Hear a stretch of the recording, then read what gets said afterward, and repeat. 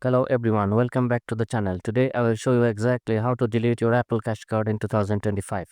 Quick, simple and step by step.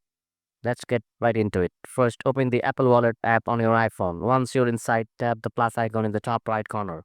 This takes you to a screen showing all your saved cards and keys. Now look for the previous cards option. Tap on that. Next, exit Wallet and go to your iPhone settings. Scroll down the app and open Wallet and Apple Pay. Here you'll see the Apple Cash sections. This is where all your money transfers happen. Tap on Apple Cash and then simply turn it off. After that, your Apple Cash card will be removed from the wallet. Keep in mind, the balance stays the same. It's just the card that disappears. And that's it. You have successfully deleted your Apple Cash card. If you found this video helpful, give it a thumbs up and hit subscribe for more quick and tech guides like this one.